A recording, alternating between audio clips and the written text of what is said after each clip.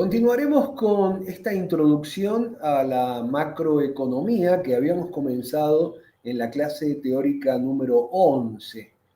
En esta ocasión vamos a desarrollar la parte B de esta introducción y esta será nuestra clase 12. En esta clase 12 abordaremos estos 4 temas. Comenzaremos por el desempleo, variable que ustedes recordarán junto con la inflación y el crecimiento, conformaban esas 3 variables que yo había indicado como clínicas, entre comillas, en un sentido figurado, y que nos permitían inferir acerca de el desempeño de un sistema macroeconómico. Luego continuaremos con el ciclo económico y podremos establecer ciertas relaciones entre inflación, crecimiento y desempleo en sus distintas fases. Pasaremos luego a hablar de la demanda y la oferta global, conceptos que darán pie a demanda y oferta agregada. Demanda y oferta agregada, junto con la ecuación macroeconómica fundamental, van a ser temas de vital importancia para poder comprender los restantes temas que nos corresponde desarrollar en las clases subsiguientes. Comencemos entonces por desarrollar el desempleo y por formular algunas consideraciones de vital importancia para una correcta comprensión de este concepto. En primer lugar, ¿a qué nos vamos a referir cuando digamos población total? Por población total, bajo ningún punto de vista vamos a estar refiriendo a el total de la población censal de un país. Vamos a estar refiriéndonos al universo de personas que representan los 31 aglomerados urbanos, solo los urbanos, que releva la EPH o Encuesta Permanente de Hogares del Instituto Nacional de Estadísticas y Censos, INDEC. La población económicamente activa, también llamada PEA, va a estar formada por todas aquellas personas que tienen una ocupación o que, si no la tienen, se encuentran buscándola de manera activa. ¿Qué significa que se encuentren activamente buscando empleo? Que durante el periodo en torno al cual se lleva adelante la encuesta, digamos durante los 15 días anteriores al momento en el que se realiza la encuesta, el individuo debe haber asistido a entrevistas laborales o debe haber entregado currículums que denoten que hay un rol activo de su parte en la búsqueda de empleo. Por el contrario, la población inactiva va a estar formada por todas aquellas personas que no tienen trabajo, pero que tampoco lo están buscando. Bien, entonces dejo como ejercicio para el espectador que analice su propia situación y diga si se trata de un caso de población económicamente activa o de población inactiva. Población ocupada va a ser para nosotros el conjunto de personas que por lo menos tenga un empleo o que al menos en la semana de referencia, en la semana en la que se realiza la encuesta, haya trabajado mínimamente 1 hora. ¿Sí? Esto que puede parecer o puede sonar a una picardía, no es así. Se trata de un criterio, me refiero al criterio de la hora mínima trabajada, que permite la comparabilidad con otros países y que por otro lado permite captar ciertas situaciones que pueden ser catalogadas como de empleo informal o de baja intensidad en el empleo. Bien, refirámonos ahora entonces a lo que verdaderamente nos interesa, que es la población desocupada. Bien, estamos hablando de desempleo. Vamos a entender por población desocupada el conjunto de personas que, sin tener una ocupación, están dispuestas a trabajar y se encuentran activamente buscando empleo. Es importante decir que la desocupación a la que vamos a estar refiriéndonos corresponde a la denominada desocupación abierta, y que este concepto de desocupación abierta no incluye otras formas de precariedad laboral, como es el caso de personas que realizan trabajos transitorios mientras se encuentran buscando un trabajo o una ocupación definitiva, o personas que trabajan involuntariamente por debajo de la cantidad de horas normales para una jornada laboral. Ni tampoco incluimos otras formas de precariedad laboral, como es el caso de la suspensión en la búsqueda del trabajo por falta de oportunidades visibles. Tampoco estamos incluyendo los casos en los que el trabajador consigue una remuneración inferior a la remuneración mínima, o que se desempeña en un puesto donde la calificación que se le exige es inferior a la calificación que él puede ofrecer. Todas estas modalidades u otras formas de precariedad laboral también son relevadas por la encuesta permanente de hogares, por la EPH, pero forman parte de otros tipos de indicadores que no son los que nos interesa a nosotros analizar en este curso introductorio. Vayamos entonces a estos indicadores, que los vamos a formular a través de tasas, comenzando por la denominada tasa de actividad. La tasa de actividad va a ser el cociente entre la población económicamente activa y la población total. Multiplicado por 100, eso va a quedar expresado como un porcentaje, es decir, el porcentaje que representa la población económicamente activa de la población total.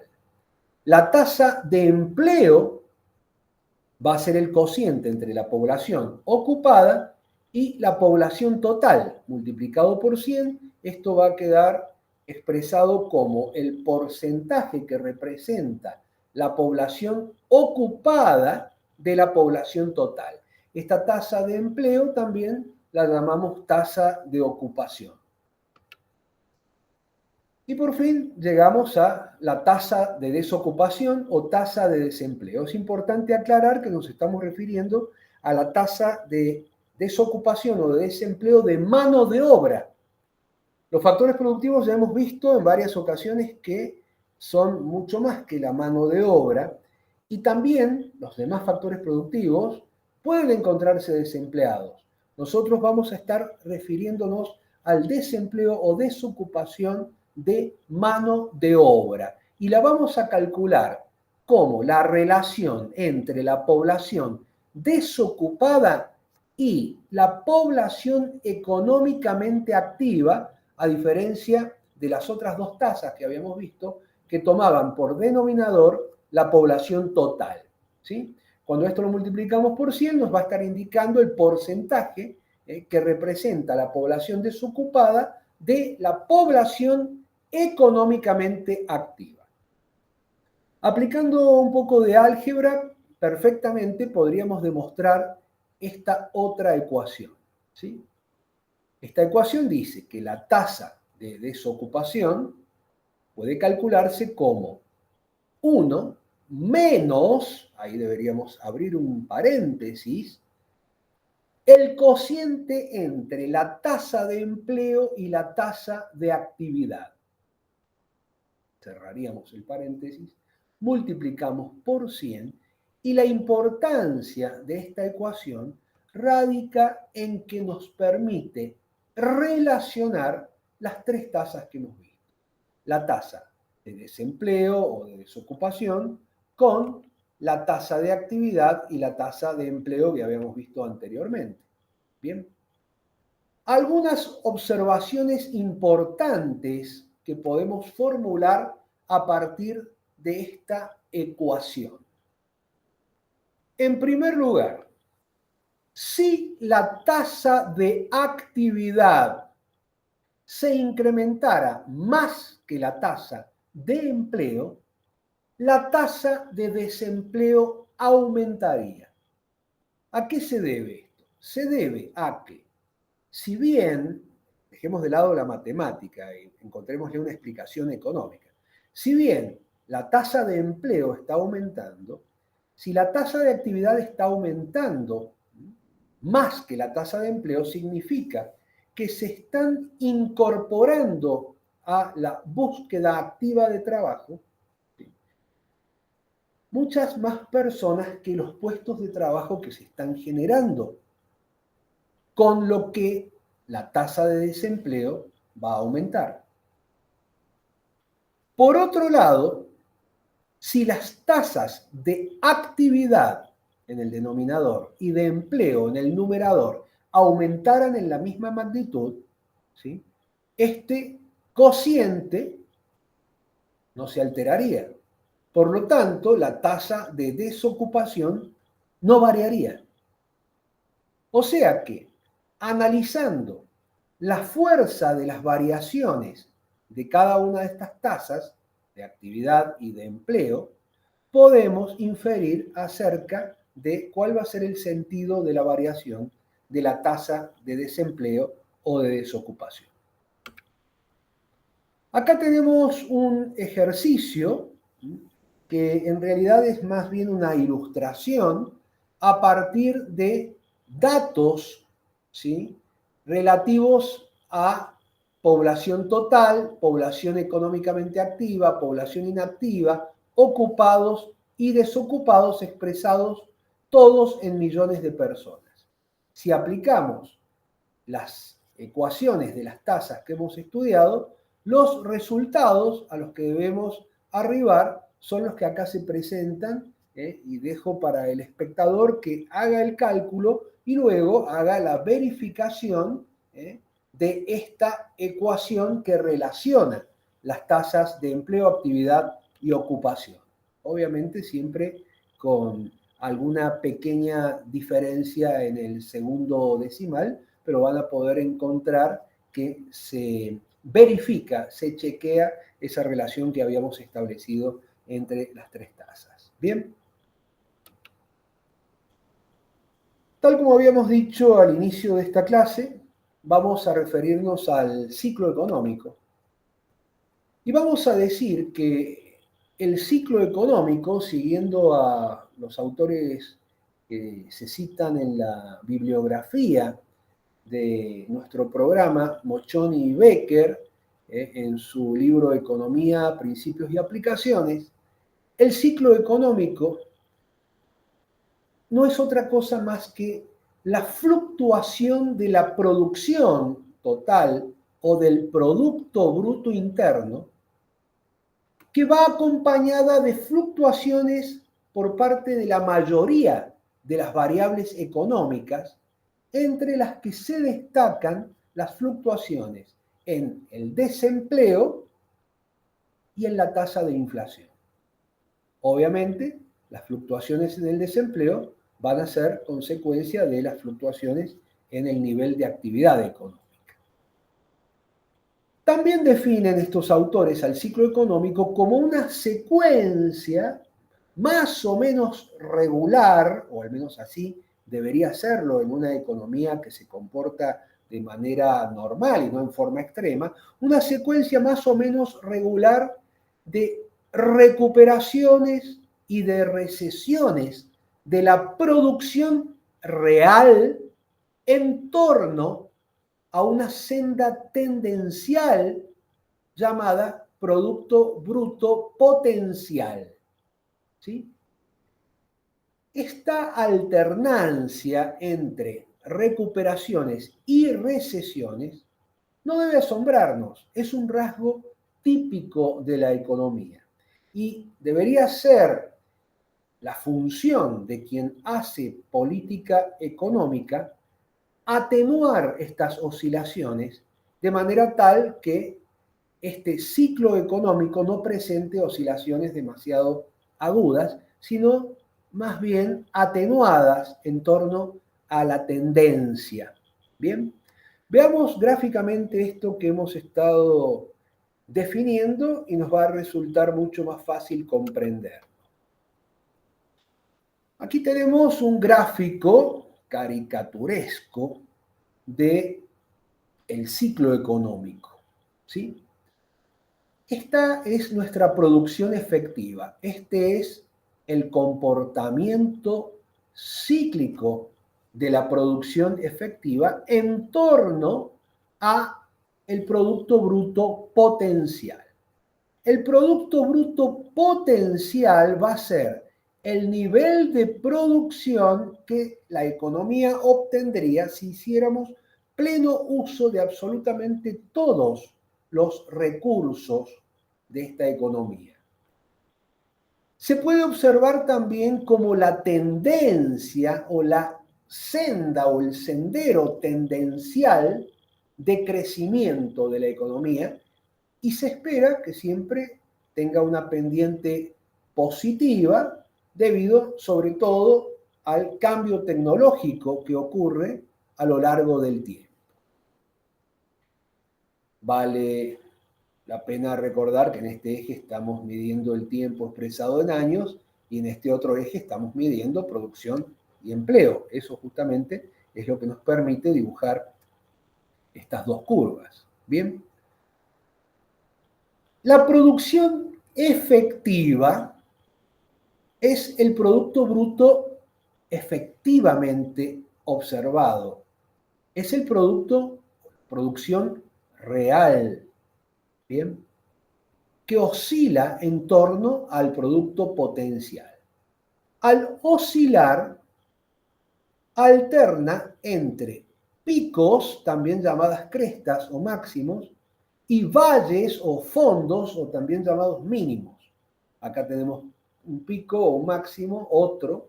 Acá tenemos un mínimo y acá tenemos otro mínimo. Bien. Entre esos picos y estos fondos, ¿sí?, ocurren recuperaciones, expansiones o también llamados periodos de prosperidad en los que la producción efectiva tiene pendiente positiva. Y luego comienza el periodo de contracción de la actividad económica, recesión, y si se prolonga demasiado el tiempo, esa recesión se transforma en una depresión. Toca fondo y otra vez, recuperación, expansión o periodo de prosperidad, alcanza un máximo o un pico y otra vez un periodo de contracción, recesión, y si esa recesión se extiende demasiado el tiempo, estamos hablando ya de una depresión económica. Bien, ese es el comportamiento cíclico del PBI. ¿Qué entendemos por brecha del Producto Bruto? Es la diferencia porcentual entre la producción potencial y efectiva. Bien, nosotros ya sabemos cómo es que se calcula una diferencia porcentual.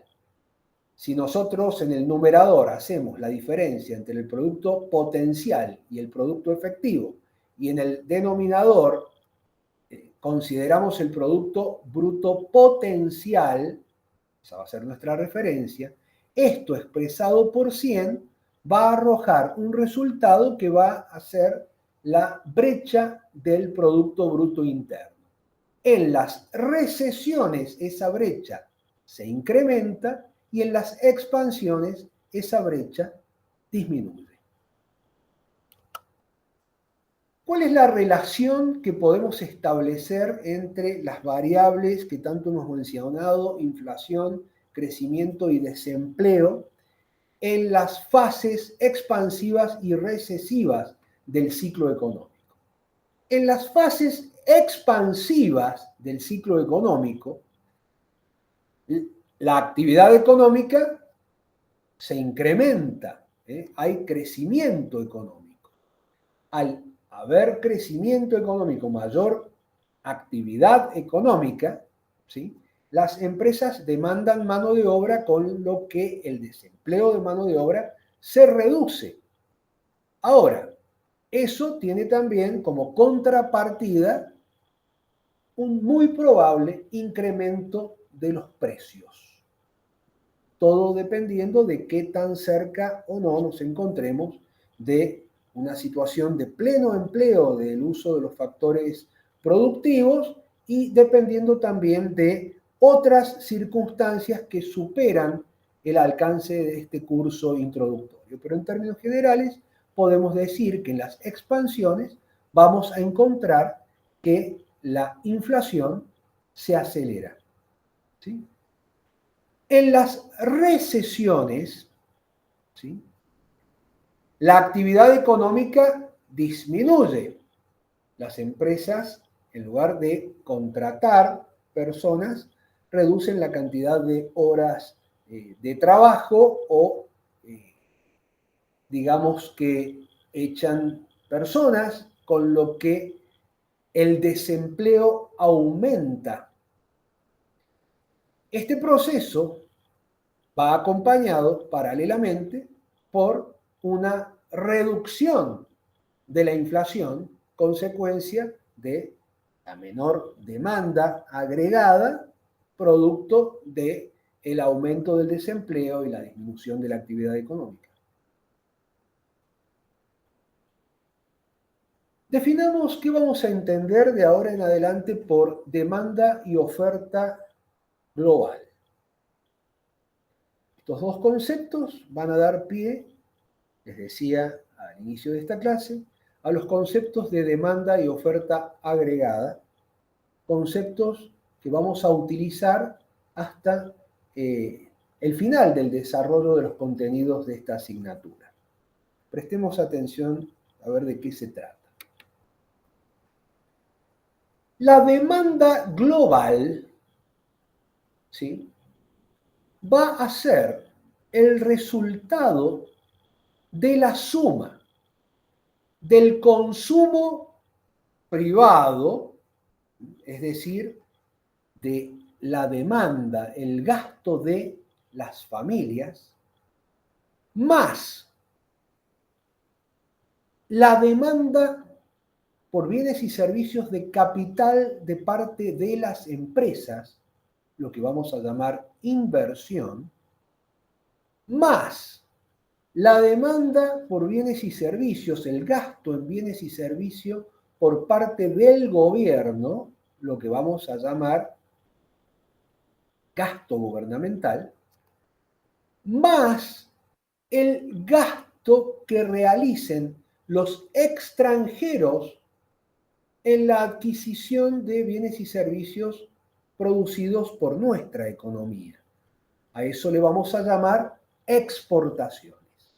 La suma del consumo de las familias, de la inversión de las empresas, del gasto del gobierno y de las compras de los extranjeros, o sea, nuestras exportaciones, va a constituir lo que llamamos la demanda global.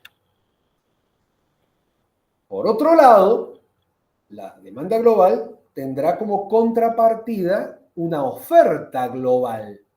Y esa oferta global no va a estar formada solamente por nuestro Producto Bruto Interno. Recordemos que el Producto Bruto Interno lo habíamos definido como el valor de la producción de bienes y servicios finales obtenidos en un determinado periodo de tiempo dentro del territorio del país.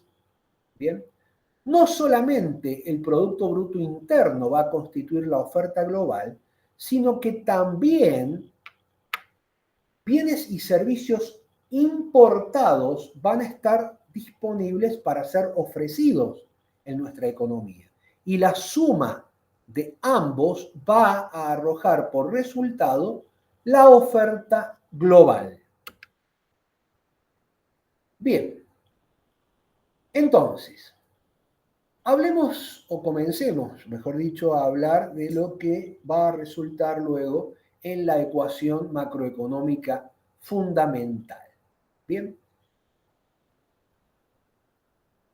se observa, debe observarse en situación de equilibrio que la oferta global debe ser igual a la demanda global, si no, no estaríamos en una situación de equilibrio.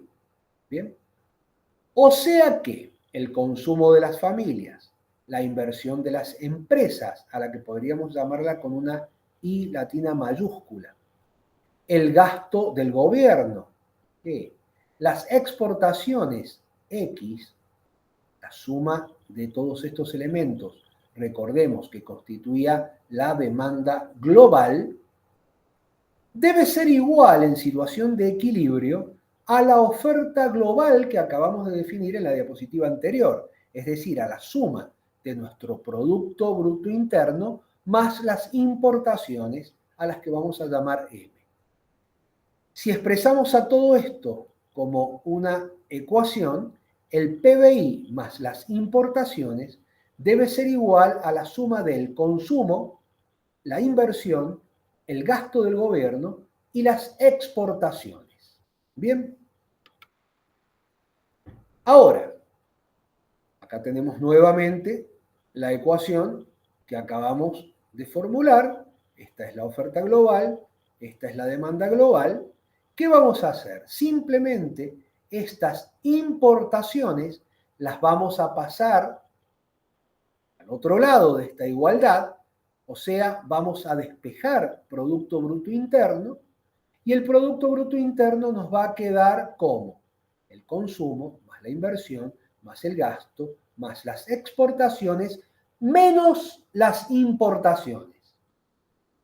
Bien, luego vamos a ver que la diferencia entre las exportaciones y las importaciones también son llamadas exportaciones netas o el saldo de nuestro balance comercial.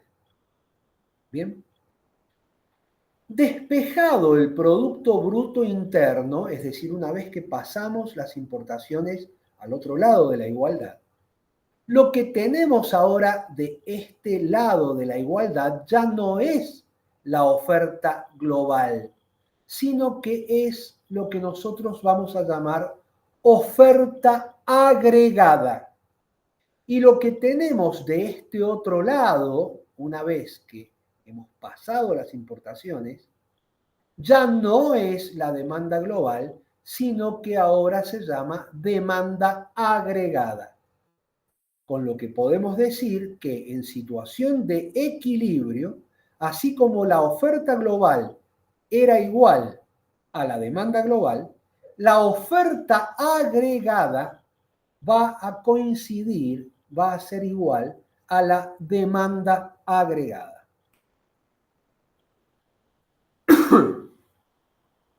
Continuemos con esto de la ecuación macroeconómica fundamental en situación de equilibrio. Bien. Nosotros sabemos que el Producto Bruto Interno, el valor total de la producción de bienes y de servicios, va a tener como contrapartida un gasto en la adquisición de esos bienes y servicios, y quienes producen esos bienes y servicios van a remunerar, van a pagar con sus ingresos a los factores productivos que intervinieron en la producción de esos bienes y servicios finales. Es decir, habrá que remunerar a los trabajadores, habrá que remunerar el capital, habrá que remunerar la tierra, etc. Estas remuneraciones a los propietarios de los factores productivos van a ser utilizadas para pagar impuestos y luego, con lo que quede, consumirán y ahorrarán. ¿Bien? De manera tal que podemos decir que si el Producto Bruto Interno está representando la remuneración a los propietarios de los factores productivos que intervinieron en la producción de esos bienes y servicios finales que compraron quienes gastaron en ellos y que pagaron por ellos, ¿sí? Ese Producto Bruto Interno podríamos sustituirlo por el consumo, el ahorro y el pago de impuestos a los que van a destinar los propietarios de los factores de producción, los ingresos que reciban, las remuneraciones que reciban, lo hemos dicho recién. Estas remuneraciones, los propietarios las van a utilizar para consumir, ahorrar y pagar impuestos. Consumir, ahorrar y pagar impuestos.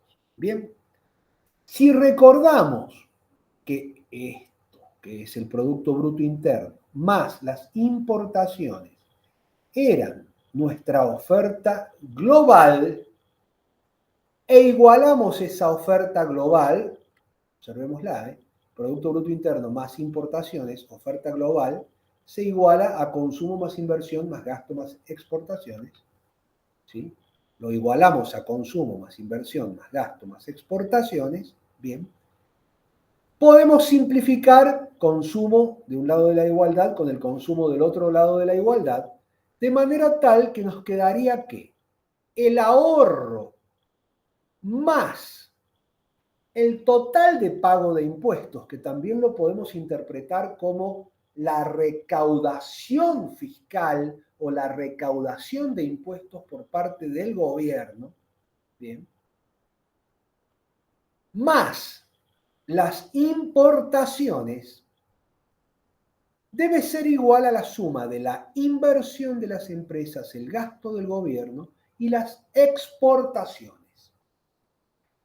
Si ordenamos estas variables a nuestro gusto, de manera tal que queden agrupadas por sectores, entonces al ahorro lo dejo de este lado, pero la inversión que está del otro lado, sumándola paso para este lado, restando, bien, al gasto lo dejo de este lado, pero a la recaudación la paso para el otro lado de la igualdad, restando, bien. Y lo mismo hago con las importaciones, las paso restando para el otro lado y dejo a las exportaciones tal como están. Yo puedo escribir esta primera identidad de esta manera. ¿Y para qué le voy a poner paréntesis? Al solo efecto de agrupar las variables por sectores. ¿Por qué?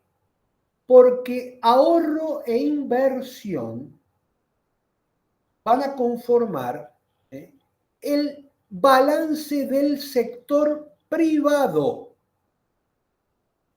El gasto y la recaudación van a conformar el balance del sector público y las exportaciones y las importaciones el balance del sector externo o balance comercial. Ahora voy a hacer un pequeño pasaje de términos adicional que me va a permitir simplificar aún más el análisis. Este gasto y esta recaudación que habían quedado de este lado de la igualdad, es decir, todo este paréntesis, lo voy a pasar del lado izquierdo de la igualdad. Al pasarlo de términos, ¿sí?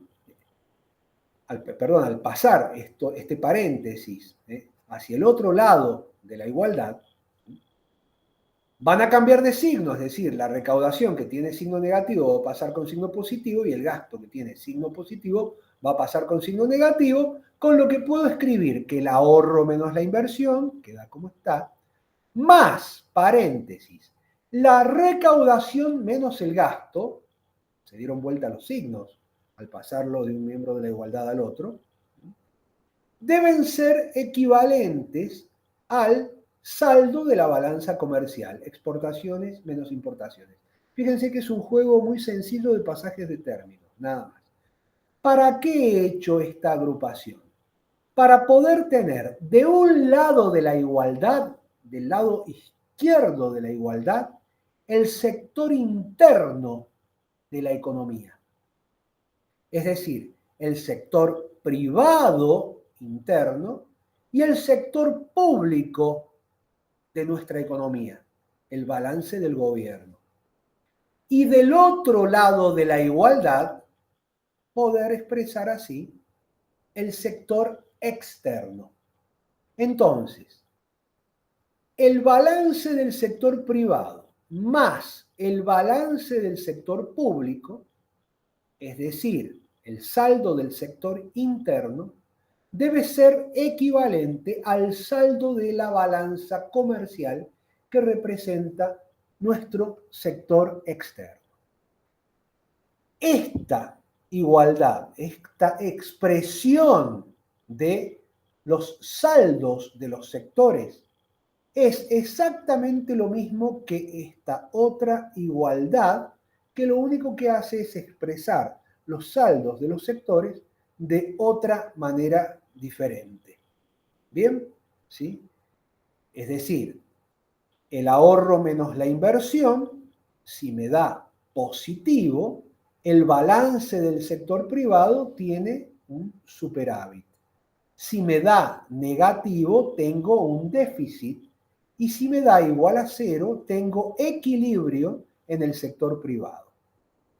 El balance del sector público expresado como recaudación menos gasto, si me da un número positivo, significa que recaudo más de lo que gasto, con lo que tengo un balance positivo o superávit en el sector público. Pero si este paréntesis me da un número negativo, significa que gasto más de lo que recaudo, con lo que estoy diciendo que tengo un déficit en mi balance del sector público. Y si esto me da cero, significa que recaudo exactamente lo mismo que lo que gasto, con lo que tengo una situación de equilibrio en el sector público. Del otro lado de la igualdad, si las exportaciones son mayores que las importaciones, mi balance comercial es positivo y tengo un superávit en el sector externo. Al revés, si mis importaciones superan a las exportaciones, lo que tengo es una balanza comercial negativa o un déficit en el sector externo. ¿Cuál es la importancia de esta ecuación? Que no necesariamente cada uno de los sectores se debe encontrar en situación de equilibrio por sí mismo, es decir, autofinanciarse. Podemos encontrar situaciones en las que se combinen déficits con sus respectivos superávits de manera tal que se cumpla esta igualdad, y aquellos sectores que generen un superávit puedan financiar a aquellos sectores deficitarios, provocándose una situación de financiamiento intersectorial. Si queremos enfocar esto que hemos visto de otra manera, de una manera más gráfica, comencemos por analizar estas dos cajas que tenemos en el centro de este esquema. Por un lado, tenemos a la oferta agregada, bien, a la que le vamos a llamar el ingreso. Bien, si ustedes recuerdan, el flujo circular del ingreso o de la producción nos permitía, según desde qué punto de vista enfocáramos el análisis, decir que El gasto de unos era el ingreso de otros. O sea que la demanda agregada, tal como hemos explicado, en situación de equilibrio va a ser igual al ingreso, ¿sí?, o a la oferta agregada, a la producción agregada. Bien, acá hemos dejado de lado el análisis de oferta global y demanda global para hacer un análisis, como ya demostramos, de oferta agregada y demanda agregada. Bien, la demanda agregada, ustedes recordarán que estaba formada por el consumo de las familias, la inversión de las empresas, el gasto del gobierno y por la diferencia entre exportaciones e importaciones, exportaciones netas o saldo del balance comercial. Bien, por otro lado, ustedes recordarán que la oferta agregada, ¿sí?, el ingreso de quienes producían era destinado al pago de impuestos, al consumo y al ahorro. Es decir que si nosotros al ingreso que obtienen aquellos que producen y ofrecen la producción total de la economía, le restamos el total de los impuestos que pagan, o sea, lo que recauda el gobierno, lo que obtenemos por resultado es un nuevo concepto al que le vamos a llamar ingreso disponible o el ingreso, ingreso, que queda disponible después de haber pagado los impuestos. Y ese ingreso disponible luego del pago de impuestos se destina en una fracción a consumir y el resto al ahorro. Bien, con lo que podemos decir que la suma del consumo más el ahorro va a ser nuestro ingreso, el consumo, ¿sí?, más el ahorro, más el pago de impuestos va a ser nuestro ingreso. Bien. Por otro lado, ese ahorro, por lo que vimos en el flujo circular del ingreso, permite el financiamiento de la inversión. Y por otro lado, la recaudación impositiva permite el financiamiento del gasto público. Bien. Ahora, si sumamos el consumo más el ahorro más la recaudación fiscal o el total de impuestos pagados en el sistema, consumo más ahorro más la recaudación fiscal, esto que tenemos acá, ustedes recordarán a qué era igual. Consumo más ahorro más la recaudación es nuestro Producto Bruto Interno, ¿sí?, nuestra oferta agregada. Tiene que ser equivalente, del otro lado, al consumo más la inversión, más el gasto, más las exportaciones netas. Con lo que también a partir de este esquema podemos demostrar que el ahorro menos la inversión, o sea, el saldo del sector privado, más el saldo del sector público, la recaudación menos el gasto, debe ser equivalente al saldo de nuestro balance comercial o al saldo de nuestro sector externo, que va a coincidir con el otro lado de la igualdad, que recuerden ustedes, representaba a nuestro sector interno. Es decir, hemos llegado exactamente a la misma ecuación, tanto a través del análisis de este esquema, así como lo hicimos en la diapositiva anterior, viendo de qué manera se utilizaban las remuneraciones que los propietarios de los factores productivos recibían. Bien. Bueno, como de costumbre, las fuentes que se han consultado para esta clase se indican en el aula virtual de la cátedra. Esto ha sido todo por estas dos clases introductorias al análisis macroeconómico de la economía, quedamos entonces con los conceptos de demanda agregada y oferta agregada ya claros como para poder desarrollar los temas que nos corresponde desarrollar en las clases subsiguientes. Muchísimas gracias por su atención. Será hasta el próximo video.